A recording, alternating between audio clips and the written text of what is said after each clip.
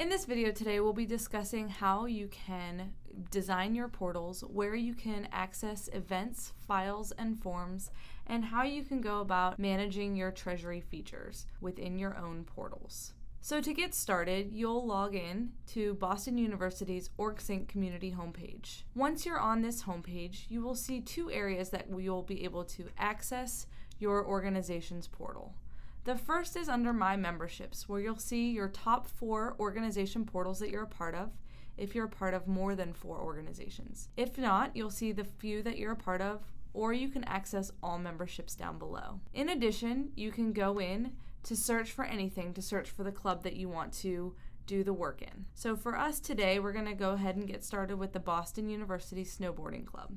This will take me directly into the organization portal, and you'll see that organization's homepage. Right now, there's some information showing up on this page in the feed, such as upcoming events,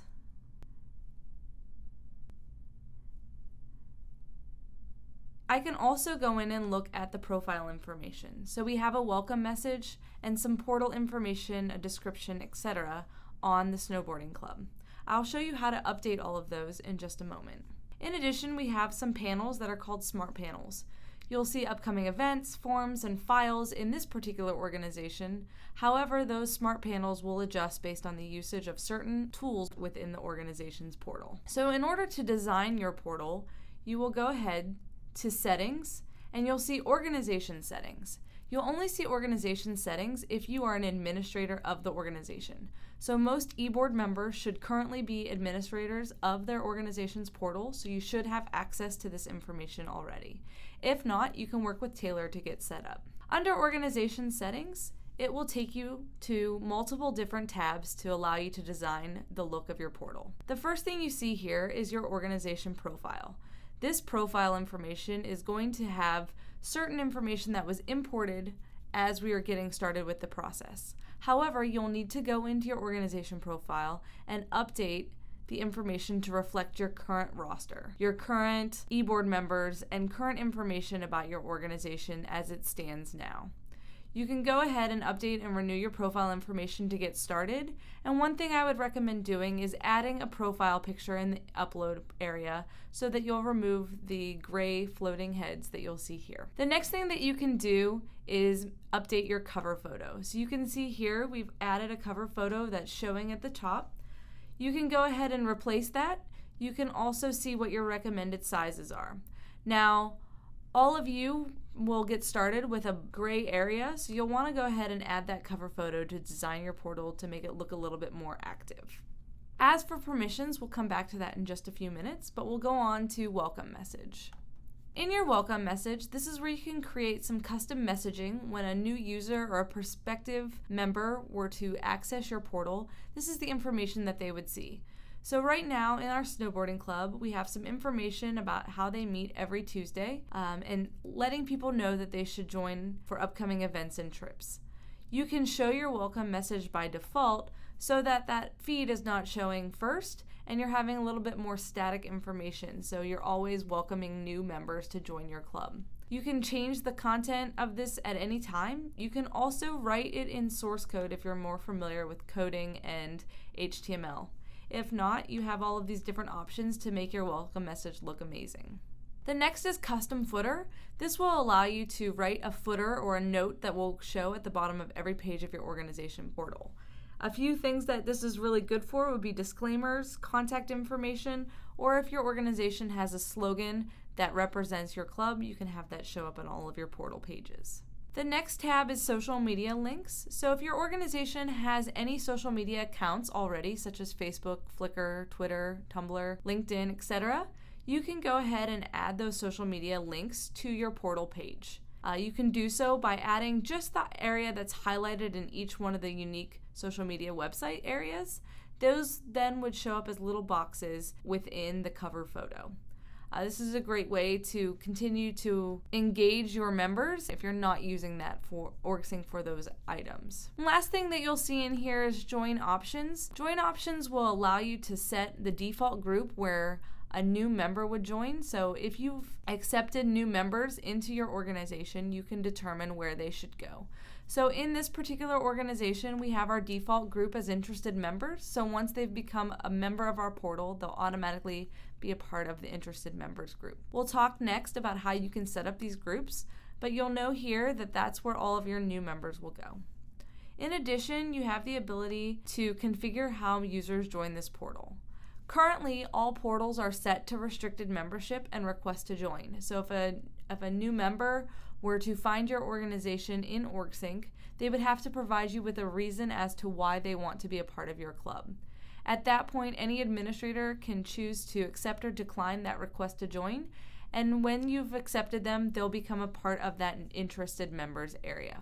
You have a few other options, one of which is open sign up, so anybody who's interested in joining your organization would have the ability to automatically sign up by clicking the join portal option.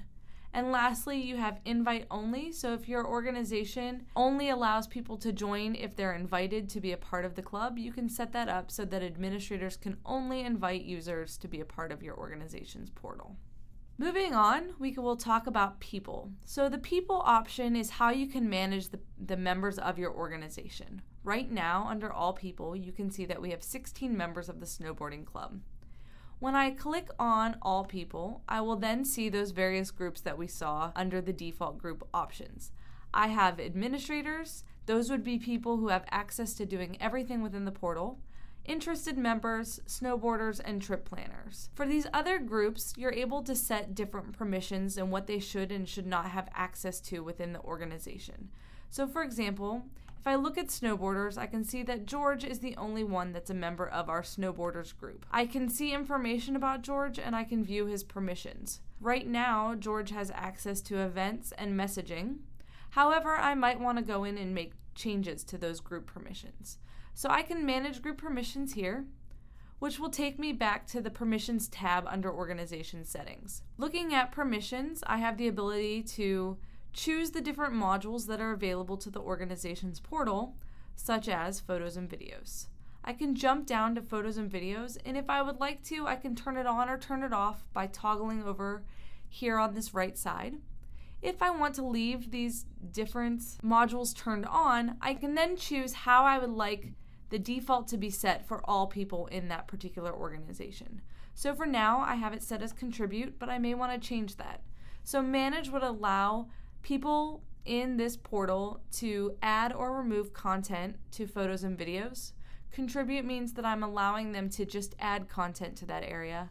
View only is self-explanatory, they can only view information there. And disable means that it's not active or turned on for those people that are not in specific groups. So I'll leave it as contribute. However, I'm going to make adjustments to the additional permissions for specific groups. That will show me all the potential groups that I have in my snowboarding club, and I can change that interested members can view only, snowboarders can contribute, and trip planners are going to have the default. You can go in and make these adjustments for all of the modules within the individual organization portal. At any time, you can make changes to that, so you'll really want to think through the permissions that you're giving your members access to, and just keep in mind that administrators have access to everything in the system. Back in the people module, I also have the ability to invite people to join my organization. So as the president and treasurer or other e-board member, I can take a list of all of the emails. You'll need to use the BU email address and comma separate them or put them in line by line into this invite. I can also create a message for the invitation, choose what group I want all of these members to go into, and then send that off to them for them to accept membership into this organization. In addition, you have a couple of other options if you'd like to share this on any social media, or if you'd like to send an email or information outside of Orgsync, you can always pull the URL that will bring them directly back into the organization that you're inviting them to. All eBoard members have been imported into the organizations to get started. However, none of the general members are going to be in any of your clubs, so you'll want to make sure to invite them or get them to join in some capacity so that you're able to communicate with them. The next tool I want to look at is messaging. Messaging is the feature that will allow you to communicate with your members or different groups within your organization at any time. So if I send a message, it will allow me to individually select people that I'd like to send a message to, or it will allow me to choose to message based on those lists. So once again, you'll see those various people groups that we've created, and I can choose to message all administrators or all organization members with the click of one button. One thing to note is if you make a mistake or you want to choose different people to send it to, you'll need to go ahead and clear everybody out in order to make a new selection. After you've made your selection of your recipients, you can create the subject and the body and send your message. By default, it's going to go to their Orgsync messaging inbox as well as to their email address associated with their Orgsync account. From messaging, a couple of other options and things that you have access to within your portals. The first is events. So many of you will be creating events for your organization. I would recommend working with your activities consultants or the people in the student activities office to get your events started and to plan and start working on room reservations, etc. However, once you get into the system, you can go to events and create an event to create the new events that are coming up for your organization. You'll have basic details that you'll need to enter, such as the category, the event name, is it one time repeating, when does it start and end. You can add a location that you're either requesting or that you hope it is in, or if you've already secured your location, you would want to add that there. Add a very descriptive description to make sure everybody knows exactly what's going on in this particular event. And I would recommend adding an event image for extra publicity for the event that you'll be hosting.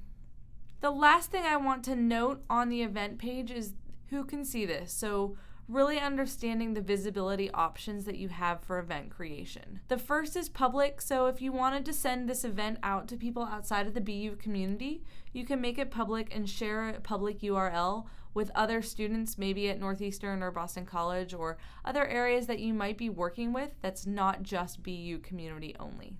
Boston University will make this event visible to anybody in the community. That does not mean that it is marketing to them directly, but if they came across this event, they would have access to viewing the information about it. One thing that you'll need to know is you'll either need to choose public or Boston University if you want to share on the student activities calendar. So if this is something that you want to publicize within Orgsync or share on the outside BU calendar, you'll need to make sure to select share on a student activities calendar moving forward.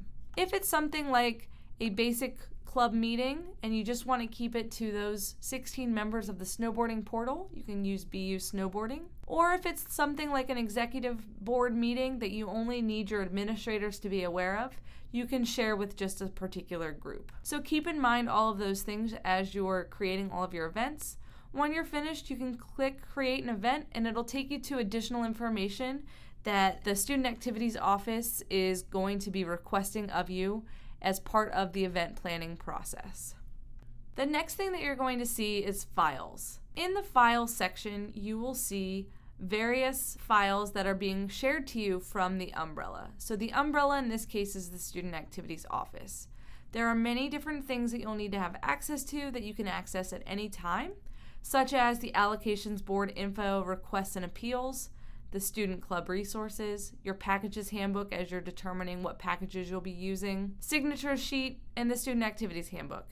You'll always have access to this information directly within your own portals. In addition, you have forms that you'll need to be filling out. So in addition to the event request process, if you still need ticketing information, you'll have an Eventbrite setup form. If you aren't funded the money from the AB that you are expecting, you can go back to the allocations board appeal request form, RSIG detail request, driver release form, any forms that you might need to fill out for the Student Activities Office, you'll find here under forms. The last thing I want to touch on under more is your ability to go to Treasury. So the Treasury feature within Orgsync is going to show you two different options. Budgets would be AB funding, and revenue funds would be your student group account funds. So the budgets here would be the AB funding that you'll be requesting, and revenue funds would be your student account, the money that you already have moving forward. So you have the ability to go into either of these two areas to either request funding or spend the money that you have available for usage. This will go over in more detail in later sessions throughout today.